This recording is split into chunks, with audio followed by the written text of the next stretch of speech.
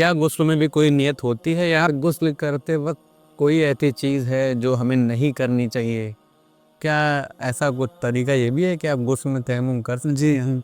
अस्सलाम वालेकुम नाज़रीन, आप देख रहे हैं सीरत हुसैन चैनल और आज से हमने एक प्रोग्राम शुरू किया है जिसका नाम है दीन की बातें। आज से आप हमारे चैनल पर कई सारी वीडियो देखेंगे जिसमें हम दीन की बातें आपको सिखाएंगे या हमारे साथ कई सारे मेहमान आएंगे जो आपको दीन की बातें अच्छे से बताते रहेंगे। तो आप हमारे इस प्रोग्राम को देखने के लिए हमारे चैनल को सब्सक्राइब ज़रूर करें। आज हमारे मेहमान हैं जनाब शाह मोहम्मद साहब, जो आपको दीन की काफ़ी सारी बातें सिखाएंगे और इनका तारुफ हम कराते हैं। ये अभी हाल ही में आलिमत की पढ़ाई मुकम्मल करके फ़ारिग हुए हैं। शाह आलम भाई, आप अपने बारे में कुछ बताइए कि आपने पढ़ाई कहाँ से शुरू की? अस्सलाम वालेकुम वरहमतुल्लाहि वबरकातुहू। मैं इस नाचीज़ का नाम शाह मोहम्मद। मैंने यही अपने कस्बे जगदीशपुर से अपनी इब्तिदाई तालीम हासिल की और यहीं से मैंने मदरसा सिराजुल उलूम लतीफ़िया निहालगढ़ से मैंने आलिमत मुकम्मल किया। अल्हम्दुलिल्लाह जो है 1 साल पहले मेरी दस्तारबंदी भी हुई और अभी हम एक मस्जिद में खिदमत अंजाम दे रहे हैं। अल्हम्दुलिल्लाह, अल्लाह का शुक्र है, अल्लाह मुझसे खिदमतें ले रहा है। शाह मोहम्मद भाई, अभी हमारे जो भी व्यूअर्स हैं उनके काफ़ी सारे कमेंट्स आते रहते हैं, तो उनका जवाब भी आपको देना है इंशाअल्लाह बिल्कुल। और अगर आपको कोई चीज़ ऐसी लगती हो कि हमने इस प्रोग्राम में उस सवाल का जवाब नहीं लिया या हमने वो सवाल नहीं किया, तो आप आने वाले एपिसोड में हमें कमेंट्स करके बता सकते हैं। हम उस सवाल का जवाब इंशाल्लाह आपसे ज़रूर लेंगे इंशाअल्लाह। तो शाह मोहम्मद भाई से हम आज पहला सवाल करने वाले हैं और काफ़ी सारे सवाल उसके जवाब शाह मोहम्मद भाई आपको देंगे। तो शाह मोहम्मद भाई, हम ये जानना चाहते हैं गुस्ल फ़र्ज़ क्यों किया गया, क्यों फ़र्ज़ है गुस्ल, ये बताइए आप इसके बारे में। बहुत प्यारा सवाल किया आपने माशाअल्लाह। देखिए, अल्लाह तबारक व तआला कुरान में इरशाद फरमाता है, या अय्युहल्लज़ीना आमनू ला तक़रबुस्सलाता व अंतुम सकारा हत्ता तालमू मा तक़ूलून। अल्लाह ने फरमाया कि इस हालत में तुम अगर नशे की हालत में रहो तो तुम नमाज के करीब न जाओ, बेशक यहाँ तक कि तुम जान लो कि तुम क्या कह रहे हो, तुम समझने लगो क्या कह रहे हो। बेशक वला जुनबन, और हालत जनाबत में भी तुम नमाज के करीब न जाओ। इल्ला आबिर सबीलिन हत्ता तग़तसिलू। अल्लाह ने फरमाया यहाँ तक कि तुम गुस्ल कर लो, जब हालत जनाबत में रहो तो गुस्ल कर लो, उसके बाद नमाज के करीब जाओ। हाँ, सफ़र में यह है कि अगर तुम्हें पानी ना मिले तो तुम तयम्मुम करके जो है नमाज़ पढ़ सकते हो। तो ये गुस्ल जो है फ़र्ज़ इसलिए हुआ कि इंसान नमाज के लिए अगर अपनी नमाज को दुरुस्त करना चाहता है, अपनी नमाज़ पढ़ना चाहता है, कुरान की तिलावत करना चाहता है, तो ये गुस्ल उस पर ज़रूरी है कि अगर हालत जनाबत में रहेगा तो नमाज भी नहीं पढ़ सकता, वो कुरान की तिलावत भी नहीं कर सकता। तो इस तरह से इन सब को जायज़ करने के लिए हमें गुस्ल करना ज़रूरी है। तो मतलब ये कहा जा सकता है कि गुस्ल करना मतलब ये हुआ कि आप अपनी गंदगियों को साफ हाँ, गुस्ल करना वही है, पाकी बदन की पाकी को जो है गुस्ल से बदन की पाकी को हासिल करना, जो शरीयत इस्लामिया में जिसका तरीक़ा बताया गया है, जो कुरान और हदीस से साबित है। और मोहम्मद भाई, ये बताइए कि जिस तरह नमाज में नियत हम लोग करते हैं और काफ़ी चीज़ों में नियत करनी पड़ती है, रोज़ा रखते हैं नियत करते हैं, तो क्या गुस्ल में भी कोई नियत होती है या बिना नियत के भी गुस्ल किया जा सकता हाँ, अल्लाह के नबी सल्लल्लाहु अलैहि वसल्लम ने इरशाद फरमाया, इन्नमल आमालु बिन्नियात। है? अमल का दारो मदार नियत पर है। लेकिन जो है गुस्ल में सिर्फ जो है 3 चीज़ें फ़र्ज़ हैं। फ़र्ज़ का काम क्या होता है कि अगर इंसान फ़र्ज़ छोड़ देता है, जिस चीज़ में कोई चीज़ें फ़र्ज़ हैं, तो अगर वो फ़र्ज़ छोड़ रहा है तो उसके वो काम मुकम्मल ना होगा, उसका वो काम मुकम्मल ना होगा, यहाँ तक कि फ़र्ज़ को अदा करना पड़ेगा। अब जैसे गुस्ल में 3 चीज़ें फ़र्ज़ हैं कि कुल्ली करना है, नाक में पानी चढ़ाना और पूरे बदन पे पानी बहाना, ये फ़र्ज़ हैं। अगर इसमें से कोई एक भी छोड़ता है तो उसका जो है गुस्ल मुकम्मल ना होगा। अब वो चाहे 7 समंदर में गोते लगाता रहे, उसका गुस्ल जो है मुकम्मल ना होगा, सही ना होगा। तो इसमें 3 चीज़ें फ़र्ज़ हैं और इसमें नियत करना जो है ये फ़र्ज़ नहीं है। इन्नमल आमालु बिन्नियात कि अमल का दारो मदार नियत पर है। तो इसमें अगर हम नियत कर लेंगे कि हम पाकी हासिल करने जा रहे हैं और इस पाकी का मकसद ये है कि हम कुरान पढ़ सकें, हम नमाज़ पढ़ सकें, अल्लाह की इबादत कर सकें, हम जो है तस्बीह व तहलील बयान कर सकें अल्लाह की, तो ये नियत कर लेंगे तो हमें नियत का सवाब तो मिलेगा, लेकिन फ़र्ज़ नहीं है गुस्ल में कि हम नियत करें, इसमें फ़र्ज़ नहीं है। मतलब बस एक दिल में ख्याल कर लेना हाँ, कि मैंने नियत होता ही है उसको, नियत दिल के पक्के इरादे को कहते हैं। انسان نے دل میں جو نیت کر لیا وہی نیت ہے. لفظ سے کہہ لینا جیسے نماز میں ہوتا ہے تو لفظ سے کہہ لینا بہتر ہوتا ہے, باقی نیت تو پکا جو ہوتا ہے وہ دل کا ہی ہوتا ہے. غسل کرنے کا ایک بار آپ پورا طریقہ بتا دیں کس طرح سے انسان کو. ہاں بالکل عوام. اور یہ بھی رات میں بتائیے گا کہ غسل میں کیا سنت ہے, کیا فرض ہے, کیا انسان کرے تو اور بہتر ہو. یہ کہ عوام میں جو ہے یہ بہت غلط فہمیاں ہوتی ہیں, بہت لوگ اس میں کنفیوز ہو جاتے ہیں وہ کس طرح سے کرنا ہے. تو غسل میں سب سے پہلے ہمیں جنابت سے اگر غسل کرنا ہے دو طریقے کا ہوتا ہے. تو ہم ایسے ہی اگر اپنی بدن کی ٹھنڈک کے لیے یا بدن کی صفائی کے لیے غسل کرتے ہیں نہاتے تو اس میں کوئی زیادہ خاص نہیں ہے, جس طرح سے بھی انسان نہا لے. لیکن اگر ہمیں جنابت سے غسل کرنا ہے, پاکی حاصل کرنے کے لیے غسل کرنا ہے, تو اس میں جو ہے فرائض بھی ہیں, سنتیں بھی ہیں, مستحبات ہیں نا. تو اس میں 3 چیزیں فرض جو میں نے ابھی بتایا پہلے کہ کلی کرنا اور ناک میں پانی ڈالنا اور پورے بدن پہ پانی بہانا, یہ فرض ہے. اور اس کے علاوہ حضور صلی اللہ تعالیٰ علیہ وسلم نے جو سنت طریقہ ہے صحابہ کرام سے مروی ہے, کئی حدیث میں حضرت عثمان سے, حضرت ابو ہریرہ رضی اللہ تعالیٰ عنہ سے, اور حضرت انس بن مالک رضی اللہ تعالیٰ عنہ سے, اور کئی صحابہ سے مروی ہے کہ حضور صلی اللہ تعالیٰ علیہ وسلم, جس کا مفہوم میں بتا رہا ہوں لفظ بائی لفظ ادھر ادھر ہو سکتا ہے. تو حضور صلی اللہ تعالیٰ علیہ وسلم جو ہے سب سے پہلے غسل کرنے کے لیے اپنے جو ہے ہاتھوں کو دھلتے تھے, اور پورے اپنے بدن کے جو ہے نیچے کا حصہ جو ہوتا ہے یعنی نجاست کی جگہ, اس نجاست کی جگہ کو دھلتے تھے. اور نجاست کی جگہ کا دھلنا سنت ہے, اگرچہ نجاست لگی ہو یا نہ لگی ہو پھر بھی اس جگہ کو اچھے سے دھلنا چاہیے. اچھے سے دھلنے کے بعد اب جو ہے پورا نماز کے جیسا وضو کرے. اچھا, نماز کے جیسا جیسے وضو کرتے ہیں عام طور پہ ایسے وضو کرے. لیکن حضور صلی اللہ تعالیٰ علیہ وسلم نے جو ہے پہلے کیا ہوتا تھا کہ جو ہے جہاں پہ غسل کیا جاتا تھا وہ ایسا ہوتا تھا, اکثر مٹی کا, کچی مٹی کا ہوتا تھا, وہیں پہ پانی جمع ہو جاتا تھا. تو اگر نہائے تو مستعمل پانی بھی وہیں پہ جمع ہوتا ہے, اس کی بوندیں آپ کے اوپر واپس سے پڑیں گی. تو اس لیے حضور صلی اللہ علیہ وسلم جو ہے پاؤں جو ہے بتایا کہ حضور نے پاؤں اگر نہیں دھلے ہو تو بعد میں پاؤں دھل لو, ٹھیک ہے. تو نماز جیسا وضو کرنا ہے اور پاؤں نہیں دھلیں اگر. لیکن آج کا ڈیٹ یہ ہے کہ بہترین سے صفائی رہتی ہے, غسل خانہ بنا ہوا آتا ہے نا, باتھ روم وغیرہ, تو اس میں غسل کر رہے ہیں تو کوئی حرج نہیں, پہلے بھی پاؤں دھل سکتے ہیں. اور اس کے بعد پورے بدن پہ اپنے پانی تیل کی طرح چپڑنے کا حکم ہے. حضور صلی اللہ علیہ وسلم سے یہ ثابت ہے کہ بدن پہ تیل کی طرح اپنے پانی چپڑ لیتے ہیں. اور اس کا فائدہ بھی ہوتا ہے کہ ٹھنڈی میں اکثر یہ ہوتا ہے کہ اچانک سے انسان کے بدن پہ اگر پانی پڑے تو انسان کی سانسیں رک جانے کا ڈر ہوتا ہے. بالکل ہے نا, نہیں ایسا ہوتا. اور اگر پہلے سے اپنی باڈی کو جو ہے ایکٹیو کر لیں گے, بدن پہ پانی کی طرح مل لیں گے, تو باڈی کو جو ہے پتہ چل جائے گا کہ ہمارے اوپر اب پانی پڑنے والا ہے. جی بالکل, تو ہوشیار ہو جاتا ہے. تو اس طرح سے اگر کریں گے تو آپ کو جسمانی بھی کوئی نقصان نہیں ہوگا, اور سنت بھی ہے, حضور صلی اللہ علیہ وسلم اس طرح سے کرتے تھے.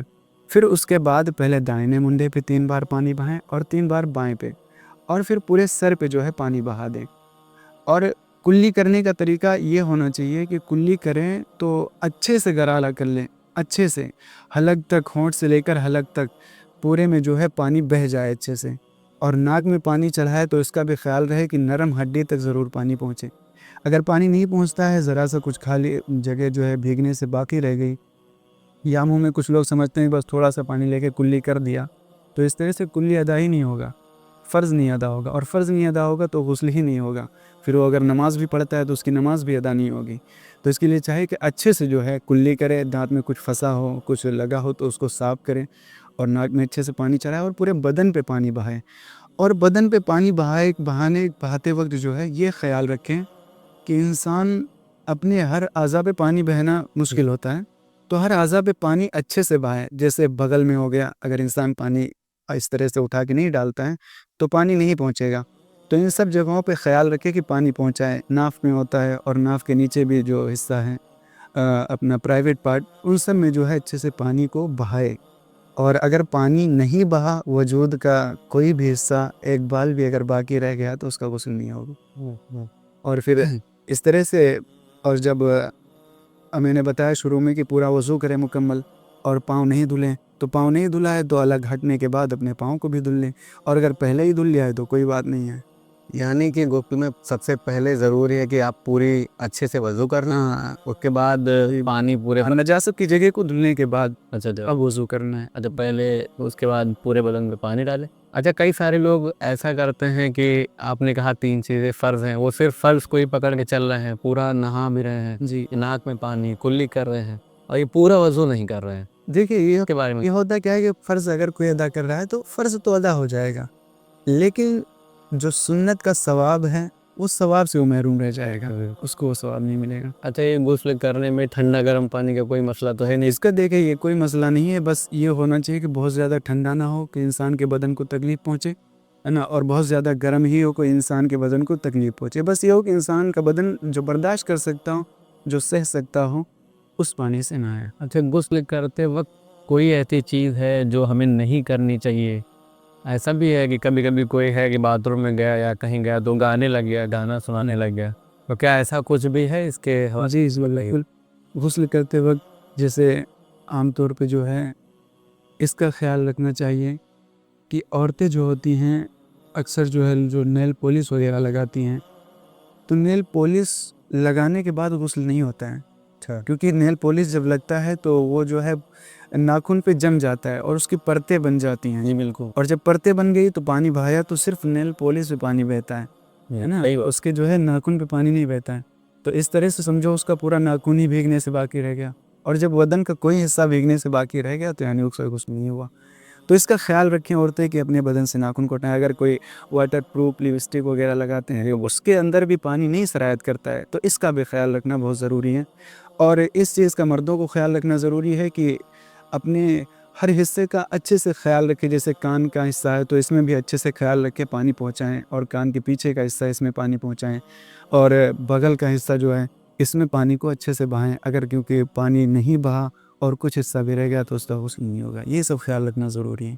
اچھا، یہ بھی ہوتا ہے عموماً کہ جیسے آپ تیمم وضو میں کر سکتے ہیں، تو کیا ایسا کچھ طریقہ یہ بھی ہے کہ آپ غسل میں تیمم کر سکتے ہیں؟ جی بالکل، ایسا جیسے تیمم جو ہے وضو میں جو تیمم ہوتا ہے کہ ہمیں اپنے ہاتھوں کو مار کے نیت کرنا، سب سے پہلے اس میں نیت شرط ہوتی ہے۔ اگر وضو میں تو شرط نہیں ہے لیکن اس میں نیت شرط ہے، تو اپنے ہاتھوں کو مار کے زمین پہ، مٹی میں، گردے پہ، اور ہاتھ کو جھاڑ لیں، اور زیادہ لگ جائے تو جھاڑ لینا ہے، اور اس کے بعد وضو میں کہ غسل میں؟ وضو کا میں بتا رہا ہوں، اپنے چہرے کا مسح کرنا ہے، اور چہرے کا مسح کرنے کے بعد دوسرا ضرور ماریں، اور اس کے بعد بھی جو ہے پھر اپنے ہاتھ کا مسح کرنا ہے، وضو ہو گیا۔ لیکن جو ہے میں نے بتایا نیت شرط ہے، جی بالکل، تو غسل کے لیے بھی یہی تیمم ہے، بس اس میں شرط جو ہے غسل، نیت جو ہے غسل کی کر لی جائے گی، اور اسی طرح سے یہ بھی تیمم ہو جائے گا غسل کا۔ تو مگر اس میں تو پانی ہے نہیں، اگر گندگی کوئی لگی ہے تو صاف بھی نہیں ہوئی تو دیکھیں گندگی لگی ہے تو یہ اس صورت میں ہے کہ پانی جب ہے ہی نہیں تو انسان کی مجبوری ہوتی ہے، اور جب مجبوری ہے تو مجبوری کے تحت ہی تیمم کو جو ہے لاگو کیا گیا ہے، جب پانی ضروری ہے آپ کیسے بھی کریے۔ لیکن اگر بدن پہ جو ہے کپڑا نجس ہے تو اس کو ہٹا دیا جائے، ہے نا، اور اس طرح سے تیمم، غسل کا بھی تیمم وہی ہوتا ہے۔ اچھا، ایک چیز اور یہ بتائیے کہ غسل کرتے وقت کپڑوں کا کیا حکم ہے؟ کپڑے کا حکم یہ ہے کہ اگر انسان بند کمرے میں نہا رہا ہے، جس طرح سے عام طور پہ آج کل بنا ہوتا ہے، تو اس میں تو انسان کسی طرح سے بھی نہا سکتا ہے، بغیر کپڑے کے بھی غسل کر سکتا ہے، لیکن اگر کہیں کھلے جگہ پر انسان نہا رہا ہے تو اس کو اس چیز کا خیال رکھنا چاہیے کہ اپنے جو ہے گھٹنے سے لے کے ناف تک اتنا تو ڈھکنا ضروری ہے انسان کے لیے، اور یہ تو عام طور پہ ویسے بھی مرد کو ڈھکنا اتنا ضروری ہے۔ ایسے بھی عام طور پہ جو لوگ چڈھا پہن کے گھومنے لگتے ہیں گاؤں گلی میں، یہ بھی حرام ہے، گھٹنا کھولنا انسان کا حرام ہے۔ عورت کے لیے ہوتا کیا ہے کہ عورت اپنے پورے وجود کو، اپنے بدن کو چھپائے سوائے چہرے کے، ہتھیلی کے، ہے نا، اور مرد کے لیے ہے کہ گھٹنے سے لے کر ناک تک اس کا چھپانا ضروری ہے، اگر اتنا نہیں چھپائے گا تو یہ حرام کام سمجھو کر رہا ہے انسان۔ تو غسل میں بھی یہی چیز دیکھا جائے گا کہ وہ اپنے جو ہے گھٹنے سے ناک تک اپنے بدن کو چھپا کے رکھیں اور غسل کریں، اور ہاں یہ بھی خیال رکھنا ضروری ہے کہ قبلہ رخ ہو کے غسل نہ کریں۔ اچھا، ہاں، لیکن اگر وہی چیز ہے کہ اگر کمرے میں نہا رہا ہے یعنی باتھ روم میں نہا رہا ہے تو کسی بھی طرف رخ کر سکتا ہے کوئی، یا کھلے میں نہائے تو قبلہ رخ کا پرہیز؟ ہاں کھلا، اگر بدن ننگا کر کے نہا رہا ہے دوسرے کمرے میں تب جو ہے قبلہ رخ ہونے سے پرہیز کریں، بے ادبی۔ ہاں بے ادبی، اور جو ہے اگر کپڑا پہنے ہوئے ہے تو کسی بھی رخ کر کے وہ غسل کر سکتا ہے۔ اچھا، ایک میرے دوست تھے، جب ہم پڑھائی کر رہے تھے راجستھان میں تو ملے تھے، تو ہم سے کہہ رہے تھے کہ غسل کے بعد آپ بنا وضو کے نماز پڑھ سکتے، تو کیا ایسا جائز ہے یہ ہے کہ غسل کے بعد وضو کے ضروری نہیں ہے، وضو کیا گیا جو غسل میں نے بتایا نا، انسان اپنے وضو کرتا ہے نماز کی طرح، تو وہی وضو جو ہے نماز کے لیے بھی کافی ہے. دوبارہ وضو کرنے کی ضرورت جب بھی نہایا نہیں اس نے پہلے نہیں, تو یہی تو چیز کو دھلا, اس کے بعد وضو کر لیا, پھر وہی وضو ہو گیا. وضو کا گندگی چھوٹ جائے ہاتھ سے. غسل میں جو وضو کیا گیا وہ پورا غسل کا پروسیس تھا. اچھا پورا پروسیس تھا, پروسیس میں ہی وضو شامل ہے, تو پھر وضو ہو گیا. تو مطلب دوبارہ وضو کرنے کی ضرورت نہیں ہے. تو مطلب بنا وضو کے آپ نماز کے لیے جاتے؟ بنا وضو کے نہیں, وہ نماز غسل ہو گیا نا. اچھا, غسل والے وضو سے غسل والے وضو سے اگر آپ اس سے پرہیز کرنا بھائی, بنا وضو کے نہ پڑے, غسل والے وضو سے نماز ہوگی. 2 بار وضو کرنے سے ثواب زیادہ بڑھ جائے گا آپ کے لیے, تو آپ کوشش کریں کہ 2 بار وضو کر لیں, بہتر ہوگا. مسئلہ یہی ہے کہ اس سے کر سکتے ہیں آپ, غسل والے وضو سے ہی. اس میں کوئی قباحت نہیں ہے. اگر ذرا سی بھی قباحت ہوتی تو یہ ہوتا کہ یہاں دوبارہ کر لیا جائے, لیکن یہ آپ نے غسل کیا, اس وقت آپ نے جب وضو کر لیا تو وہی وضو کافی. آپ قرآن بھی پڑھ سکتے ہو, نماز بھی پڑھ سکتے ہو, تلاوت بھی کر سکتے ہو. ہاں, مگر 2 بار کر لے گا تو وہی بار سمجھ جائیں ہے اس کا پروسیس ہے, مگر آپ 2 بار کر لیں گے تو بہتر ہے, تھوڑا سا زیادہ ثواب مل جائے گا آپ کو. تو ثواب کے لیے جائے گا, بالکل وہ تو ہے. ثواب کے لیے آپ 2 بار کر وضو والا وضو. باقی 1 بار کا بھی ہے پروسیس اس میں. تو یہ بتائیے کہ غسل کرنے سے صرف روحانی یا صحت کے لیے بھی کوئی بھی فائدہ ہوتا ہے؟ مطلب صرف روحانی فائدہ پہنچتا ہے انسان کو, یا اس کے صحت کے لیے بھی کوئی فائدہ ہے؟ اب صحت کے لیے انسان کا دیکھیے سب سے بہترین یہی ہے کہ انسان کا بدن صاف رہتا ہے. ہاں بالکل. بدن صاف رہتا ہے تو اس کا مائنڈ بھی فریش رہتا ہے, اور اس سے ذہن انسان کا جو ہے بڑھتا ہے. ہاں, انسان کا ذہن بڑھتا ہے جب صفائی رہتی ہے. اور گندگی رہتی ہے تو انسان اداس مایوس مرجھایا ہوا رہتا ہے. ہوتا ہے ایسا نا, گندگی سے ایسا ہوتا ہے. تو صفائی, حضور نے فرمایا بھی ہے کہ الطہور نصف الایمان, صفائی آدھا ایمان ہے نا. تو اس کے فوائد تو بہت سارے ہیں. اب وہ الگ بات ہے کہ ہمیں اس کے بارے میں معلوم نہ ہو, آپ کو معلوم نہ ہو, لیکن اس کے فوائد بہت ہیں. ہر چیز جو کہ اسلام میں ہے, چھوٹی سے چھوٹی چیز, بڑی سے بڑی چیز, اس میں بہت ساری فوائد ہیں, اور بہت سارے اس میں راز پوشیدہ ہیں جن تک ہماری رسائی نہیں ہو سکتی, لیکن ان میں راز پوشیدہ ہوتے ہیں اور ان کے فوائد بھی ہوتے ہیں. تو یہ تھے ہمارے دوست یا جناب شاہ محمد صاحب, جن سے ہم نے آج غسل کا پورا ایک پروسیس جو ہے, کیسے غسل کرتے ہیں, غسل میں کیا کیا چیزیں فرض ہیں, کیا سنت ہے, وہ ساری چیزیں ہم نے ان سے ڈسکس کی. اور اس پروگرام میں انشاءاللہ آپ کو آنے والے پروگرام میں باقی چیزیں, وضو کیسے کرتے ہیں, نماز کیسے پڑھتے ہیں, اس کا طریقہ کیا ہے, نیت کیسے کرتے ہیں, ساری چیزیں آپ کو دیکھنے کو ملیں گی. تو آگے ہم کو سبسکرائب ضرور کریں, کیونکہ باقی جو ساری ویڈیو ہیں اسی چینل پر اپلوڈ ہونے والی ہیں, اور آپ اس چینل سے کافی ساری دین سیکھ بھی سکتے ہیں. تو آج کا ہمارا پروگرام یہیں پر ختم ہوتا ہے, اس کا اختتام ہم یہی کریں گے, اور ملتے ہیں انشاءاللہ آپ سے اگلے ویڈیو.